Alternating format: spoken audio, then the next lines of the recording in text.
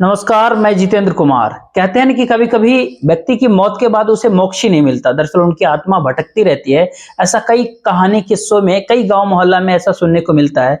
लेकिन कभी-कभी ये घटना खबर के रूप में जब बाहर आती है तो लोगों को विश्वास नहीं होता। आज की जो सच्ची घटना मैं आपको बता रहा हूँ, दरअसल इस घटना में ऐसा ही कुछ होता है। एक लड़का का हत्या हो जाता है। हत्या के बाद उसकी जो आत्मा होती है वो इधर-उधर भटक रही थी। जो एक तरह से कह सकते हैं कि किसी व्यक्ति के सपने में आया करता था। सपने में आने के बाद बार-बार एक ही बात ज़िक्र करता था, मेरा कत्ल फलाना ने किया है, कत्ल का ये कारण है, तुम जाकर के सबको ये बात बता दो। वो जिसके सपने में आता था वो शांत रहता था, किसी को कुछ कहता नहीं था, लेकिन 1, 2 दिन, 3 दिन, 4 दिन ऐसे करके करीब-करीब 1 सप्ताह बीत जाता है, धीरे-धीरे करके ऐसा ही समय बीत रहा था। जब-जब वो व्यक्ति अपने आँखों को बंद करता था, तभी उसके सामने वो चेहरा दिखाई देता था। बस उसको एक ही सवाल उसके मन में होता था कि जो मेरी जो समस्या है जिसने मुझे हत्या किया है, उस कातिल का नाम तुम पूरे सभी लोगों को क्यों नहीं बताते हो? वो व्यक्ति जब हार जाता है इस तरह के सपने देखते-देखते, उसकी जब नींद हराम हो जाती है, तब वो व्यक्ति अपने पत्नी से जाके कहता है कि एक लड़का मेरे सपने में था और आकर के बार-बार मुझे ये कहता है। पत्नी थाने जाती है, थाने जाने के बाद फिर पुलिस वालों को खबर दी जाती है। पुलिस अब उसी एंगल से काम करना, उसी दिशा में काम करना शुरू करती है, तो फिर कत्ल का राज खुल जाता है और तब लोगों के सामने उसकी सच्चाई सामने आ जाती है, तो लोगों को विश्वास नहीं हो रहा था कि एक व्यक्ति ऐसा कदम कैसे उठा सकता है। वो व्यक्ति जिसके ऊपर सबसे ज़्यादा विश्वास किया जा सकता है, वो व्यक्ति जिसने उसको अपने गोद में खिलाया, वो व्यक्ति जिसने अपनी एक छोटी से छोटी बातों का ख्याल रखा था। नमस्कार, मेरा नाम जितेंद्र कुमार, आप देख रहे हैं स्टडी से पढ़ तक। आज की जो सच्ची घटना मैं बता रहा हूँ, दरअसल ये होता है महाराष्ट्र राज्य का एक जिला लगता है सोलापुर। दरअसल सोलापुर की ये सच्ची घटना होता है, तो ये बात मैं आपसे कर रहा हूँ 31 जनवरी 2024 की। एक व्यक्ति को जब जेल भेज दिया गया, जेल जाने के बाद जैसे वो अपने जेल के अंदर जाता है, बैरक में जाता है, अपने घुटनों में अपना सर को छिपा करके बैठे रहता था। उसके बराबर में एक आदमी बैठा हुआ पूछता है कि आपका नाम क्या होता है? तभी वो व्यक्ति ने कहा कि मेरा नाम विजय सिद्धराम बट्टू होता है। अब वो कहता है कि आप किस जुर्म में इस जेल में आए हो? कौन सी अपराध किया है? कैसी घटना की है? जैसे बात घटना की आते उससे जैसे वो पूछता है साथ में बगल वाला बैठा व्यक्ति, तो उसकी तरफ वो देखता है और देखते ही देखते वो अपने उसकी आँखों से आँसू गिरने लगता है और रोने लगता है। उसको देख कर के ऐसा लगता है जैसे उसके अपने किए पे काफ़ी पछतावा हो रहा हो। सामने वाले व्यक्ति ने फिर पूछा कि मैं एक बार फिर से तुमसे जानना चाहता हूँ कि आखिरकार क्या बात है? कौन से घटना करके आए हो? कह दोगे तो हो सकता है कि तुम्हारे मन का जो बोझ है वो पूरा हल्का हो जाएगा। जो व्यक्ति इस तरह की बातें करता है उसकी आँखें से लगातार आँसू गिर रहे थे। तभी वो पास में जो एक बराबर में व्यक्ति होता है वो गले लगा लेता है, गले लगा करके उसको भरोसा देता है। भरोसा देने के बाद उसको कहता है ठीक है, अगर तुम कुछ नहीं बताना चाहते हो तो मत बताओ। लेकिन ऐसे जितना ही कह कर के वो व्यक्ति अलग हटता है, तभी ये जो विजय सिद्धराम बट्टू जो होता है उसके सामने खुल कर के बात करने लगता है, अपने मन की बातें बताने लगता है। दरअसल वो बताता है, बात है करीब 7-8 महीने पुरानी। एक दिन रात को उसका जो बेटा होता है, 2 बच्चे होते हैं उसके, उसकी पत्नी होती है, 4 लोग और रहते हैं एक घर के भीतर और खुद टेलर दर्जी का काम करता था। जैसे उसके बेटे के रूम के भीतर से कुछ अजीब तरह की आवाज़ें आ रही थी। तरह-तरह की आवाज़ सुनने के बाद जो है, वो व्यक्ति अपने कमरे में बेटे के कमरे में जाता है और दरवाजे से जब कान लगा करके जब सुनता है, तो कमरे के भीतर कोई महिला और पुरुष है। जब उसके बेटे की उम्र करीब 14 वर्ष के आस-पास होती है, जो कि 8वीं क्लास का छात्र होता है, और जब वो कान लगा करके सुना दरवाजे से, तो उसके कमरे में केवल उसका बेटा रहता है, वो बेटा वो पढ़ रहा था। तभी आवाज़ लगाते हुए वो पूछा, तो अंदर से एक आवाज़ आती है, "हाँ पापा, क्या बात है बोलो।" तो पूछता है कि बेटा कोई है तुम्हारे साथ क्या? तो बेटा मना कर देता है, कहता है पापा मेरे साथ कोई भी नहीं है कमरे में। कहता है तुम्हारे कमरे से कुछ अजीब तरीके की आवाज़ें आ रही। तो पूछता है कि पापा ऐसी कोई बात नहीं। कहता है इस तरह की। वो लड़का आराम से सो जाता है, उसके पिताजी बैठ जाते हैं। ये नींद में अपना फिर सो जा अगला दिन निकलता है, फिर जीवन सामान्य सी होती है।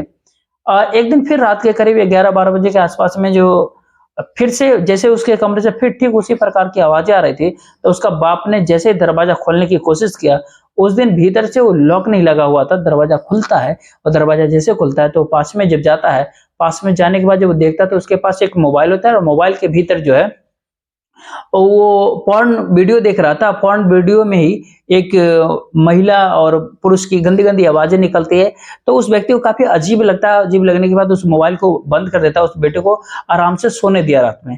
जब दिन निकलता था उसके बेटे से वो बाप फिर से पूछता है कि बेटा, मैंने तुम्हारे मोबाइल में कुछ ऐसा कुछ देखा जो शायद मुझे नहीं देखना चाहिए था। इस तरह की आवाज़ें मुझे पहले भी सुनाई देता है, आखिर क्या तुम क्यों देखते हो, क्या देखते हो? इस तरह की बातें जब करने के आराम से जब पूछने बात करने की प्रयास किया तो लड़के ऐसे ही बात घुमा-फिरा करके अपने पिताजी को भरोसा दे करके वहाँ से टल के हट गया। अब पिताजी उसका कपड़े सिलाई करता था, दर्जी का काम करता था, उससे परिवार का भरण-पोषण होता है। एक दिन दर्जी की दुकान पे एक सुंदर सी लड़की पहुँच जाती है, उसके बाद वो कहती है कि अंकल जी आपसे काफ़ी ज़रूरी बात करना है। तो कहता है बेटा बताओ क्या बात है? तब लड़की कहती है कि अंकल जी आपका जो बेटा है मुझसे काफ़ी गंदी-गंदी, भद्दी-भद्दी बातें करता है, मुझे काफ़ी परेशान किया करता है। हमें कुछ वीडियो दिखाता है और कहता है कि ठीक वैसा ही करते हैं जैसे वीडियो के भीतर है। अब वो उसी के क्लास के लड़के इतना परेशान हो जाते हैं कि वो उसके साथ 1 बार नहीं, 2 बार नहीं, कई बार, बार-बार इस तरह की बात करता था जैसे उस वीडियो में ऐसा करने की कोशिश करते हैं। तब वो लड़की हार करके उसके पिता के पास यानी दर्जी के पास पहुँच जाता है, जब पूरी कहानी बताता है उसके पिताजी काफ़ी परेशान होता है, फिर अपने बेटे को समझाता है, कहता है कि बेटा ये जो चीज़ें हैं, तुम जो गंदी चीज़ें देख रहे हो सब गलत है, किसी से ऐसी बातें नहीं करते। उस बेटे को लगातार वो समझाने का वो प्रयास कर रहा था, लेकिन बेटे ने अपने बाप को फिर से भरोसा दे दिया और बात वहीं पे खत्म हो जाती है। कुछ दिन फिर से बीत जाता है, कुछ दिन बीतने के बाद जो है एक लड़की फिर से उस टेलर की दुकान पे आती है, आकर कहता है तुम्हारा बेटा मुझसे गंदी-गंदी बातें किया करता है। अब 2-2 लड़की या इस तरह से 3-4 घटना हो जाती है। अब उसके लड़के के हाथ में हमेशा फ़ोन होता था, मोबाइल छीनने की प्रयास भी कर रहा था, लेकिन लड़के को जब रात में किसी समय मौका मिल जाता तभी वो मोबाइल जो उठा लेता था, उठाने के बाद अपने आप को देखना वो शुरू कर देता था। यानी उस लड़के को पॉर्न वीडियो देखने की इस तरह से गंदी लत लग चुकी थी कि उसने ना किताब दिखाई देता, ना उसको खाना दिखता, ना कुछ और दिखता था। तो वो व्यक्ति ने उसके पिता ने स्कूल जाकर के बातचीत करने का प्रयास किया तो कई और बच्चे इस तरह की शिकायत करते हैं कि तुम्हारा बेटा हमसे गंदी-गंदी बातें किया करता है। यानी कि अब जो उसका लड़का होता है वो पूरा का पूरा उसे आदत लग चुकी थी इस तरह की ब्लू फ़िल्म देखने की, पॉर्न वीडियो देखने की, तो उसकी आदत में ऐसा होता था कि किसी लड़की के साथ ठीक वैसा ही करे जैसे उस वीडियो में वो देखा करता था। ऐसा ही वो करना चाहता था किसी लड़की के साथ। अब वो दर्जी ने अपने बेटे को काफ़ी प्यार से समझाने का प्रयास किया लेकिन बेटे की आदत बहुत खराब हो चुकी थी, पूरी तरह से खराब हो गई थी। अब आस-पास की जो लड़कियाँ होती है, उसके यहाँ से भी शिकायत उसके पास आती, पहले स्कूल से थी, फिर स्कूल की लड़की से थी, फिर आस-पास के लड़कियों से। तब दर्जी बहुत ज़्यादा परेशान हो जाता है और इतना परेशान होता है कि रो-रो करके अपने बेटे को काफ़ी समझाने का प्रयास करता है कि बेटा अगर तुम इस तरह के रास्ते पे जाओगे तो गलत व्यक्ति बनोगे, सही रास्ते पे जाओगे तो अच्छे बनोगे और ये जो तुम्हारा भविष्य नहीं खराब हो जाएगा। भले ही उस दर्जी ने अपने व्यक्ति को लाख प्रयास कर लिया, मिन्नतें कर ली समझाने की, लेकिन उस लड़के के दिमाग में कोई बात घुस ही नहीं रहा था। वो थक जाता है, हार जाता है, टूट जाता है और एक दिन 13 जनवरी 2024 के सुबह करीब 8 बजे के आस-पास वो अपने बेटे से कहता है कि बेटा चलो कहीं घूमने चलते हैं। अब जैसे वो घूमने वाली बात आती है ना, तभी लड़का कहता है ठीक है चलते हैं।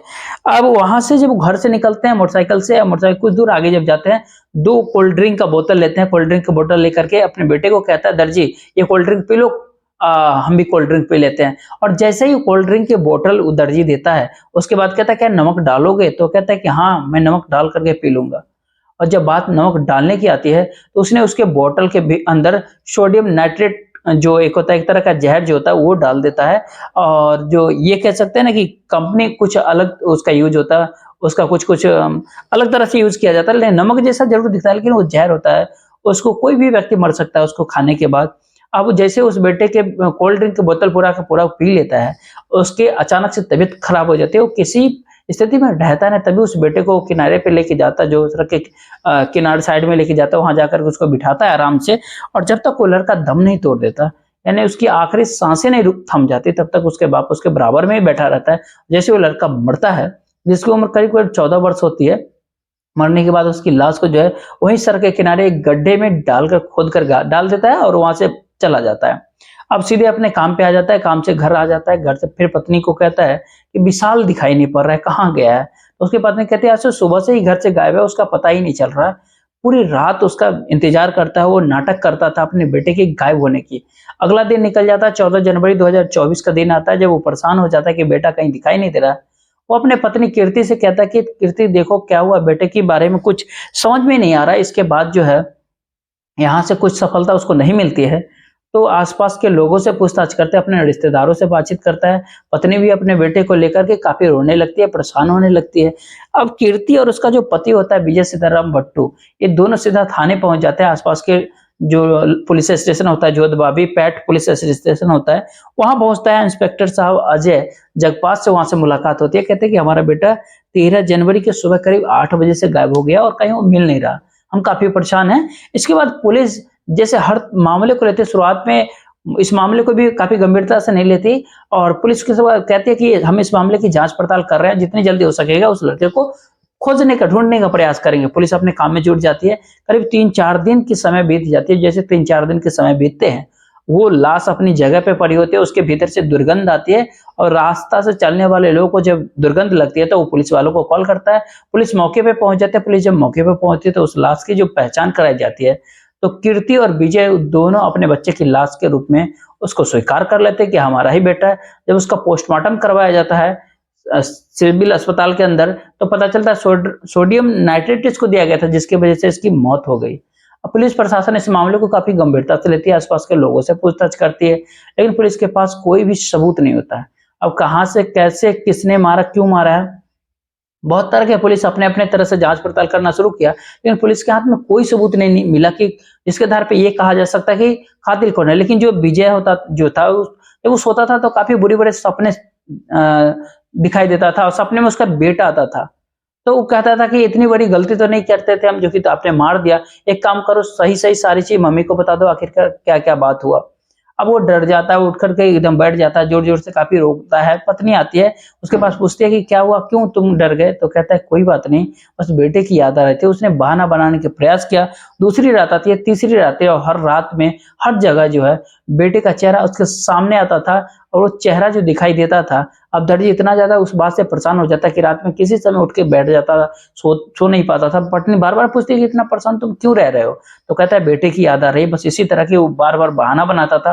जब लगातार ऐसे वक्त बीतते गया तो 28 जनवरी 2024 की रात को जब वो काफी बुरी तरीके से डरता है अपने बेटे को लेकर के, तब अपनी पत्नी को पूरी कहानी बता देता है। उस रात कई लोग और भी वहां थे। जब सारे लोगों के सामने जब ये बात बताई जाती है, लोगों को विश्वास ही नहीं होता कि एक बाप ने अपने बेटे से छुटकारा पाने के लिए कुछ इस प्रकार का षड्यंत्र प्लान रच दिया। और अगला दिन आता है 29 जनवरी, कीर्ति अपने पति को लेकर के सीधे थाने पहुंच जाती है। थाने ले जाने के बाद जो है पूरी कहानी पुलिस को बताती है कि मेरे बेटे ने इस तरह के जुर्म किया था। मेरे पति ने समझाने का प्रयास किया, बेटा नहीं माना, तो पति ने उसको जहर देकर के हत्या कर दिया। पुलिस ने इस घटनाक्रम का खुलासा किया। अखबारों के माध्यम से, सोशल मीडिया के माध्यम से जब ये कहानी पूरी सोशल मीडिया के ऊपर वायरल हो जाती है कि एक पिता ने अपने बेटे को इसलिए मारा क्योंकि उसके बेटे को लत थी पॉर्न वीडियो देखने की, गंदी गंदी पॉर्न वीडियो देखने की। स्कूल से शिकायत आता था, छात्र लोग से कई लड़के शिकायत करते थे, तो लोगों को उसको कई लोग का ये मानना था कि आदत को छुड़वाने के लिए कई और भी नुस्खे आजमाए जा सकते थे, लेकिन इस तरह से हत्या नहीं करनी चाहिए। हालांकि वो जेल चला जाता है। पुलिस जो अब उसको जज के सामने पेश करता है तो जो वहां से जेल भेज दिया जाता है। और अक्सर वहां कैदी पूछते हैं एक दूसरे किस जुर्म में तुम जेल में आओ, तभी वो अपने पास में बैठे हुए व्यक्ति को सारी बात बताता है। वो व्यक्ति भी कहता है कि तुमने सच में कुछ गलती की है, गलती तुम कर बैठे। और ये बात सुनने के बाद फिर से वो रोता भी लगता है, काफी बिलखता है। लेकिन अब उससे रोने बिलखने ऐसे कुछ काम नहीं होता। वो जो काम किया, जो अपने बेटे का हत्या किया, शायद उसकी सजा अब पूरे जीवन भर भुगतेगा। अब भुगतने के बाद भी लेकिन उसको कभी जीवन में सुकून नहीं मिल पाएगा जो उसने किया। पूरे घटनाक्रम सुनाने के उद्देश्य आपको परेशान करना नहीं आपका दिल दुखाना, बल्कि आपको जागरूक करना, आपको सचेत। अब जहां भी रहे सुरक्षित रहे, अपने परिवार वालों का ख्याल रखें। जय हिंद, जय भारत।